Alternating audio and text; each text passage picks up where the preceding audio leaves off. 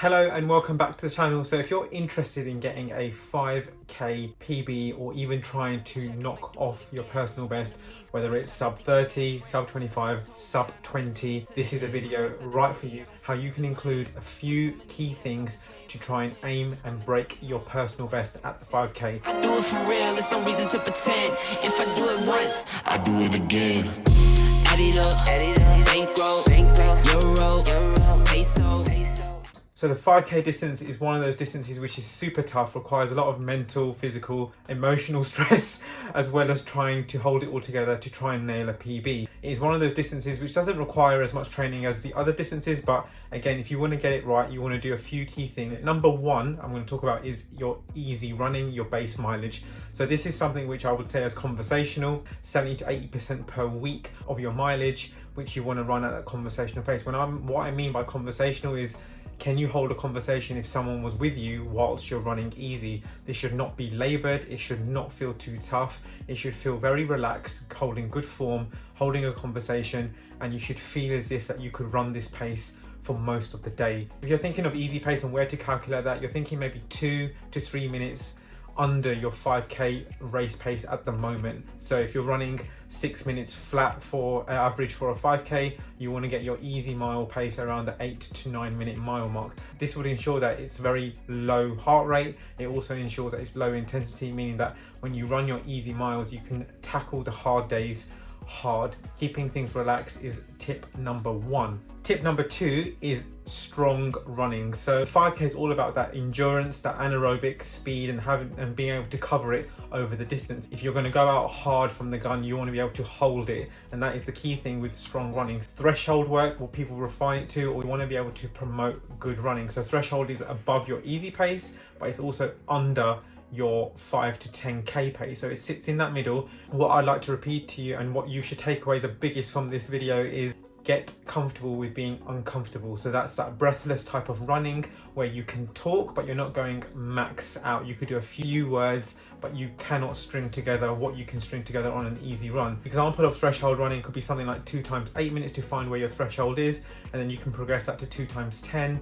You could do 3 times 8 minutes, or maybe 3 times 10 minutes. Working in minutes means that you can compare it week by week, and also if you don't have access to a track, using minutes is a great way to measure your time across. Again, this is not 5k speed, this is strong running, good form, good spinal posture, good lean and good momentum, nice strong cadence. That burning feeling in your body will be created, but you're able to control it within your threshold. So moving on, you got your base mileage, you got your tempo work. The next thing is the hard effort. So I'm talking about interval training. So this is something that you would want to incorporate maybe once a week to start off with, and then as you progress, you can then go up to 2 sessions a week as you so wish, depending on how your training is looking.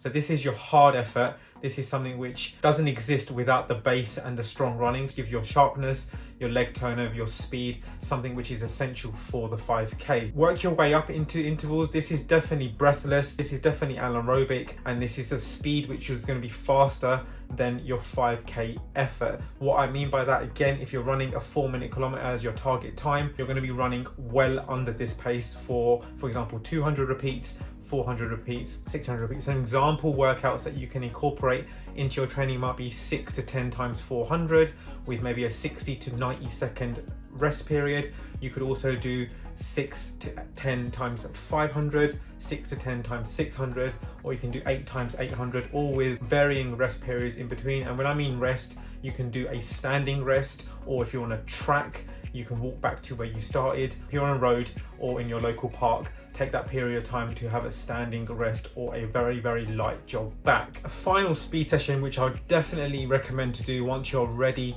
to tackle that 5k, maybe to do maybe a couple of weeks out from your 5k attempt, is 5 times 1 kilometer off 90 seconds. So you want to be running each kilometer at your target race pace. So again, if you're trying to break 20 minutes for a 5k, you want to be going off at that 3:55 to 3:58 range for each kilometer.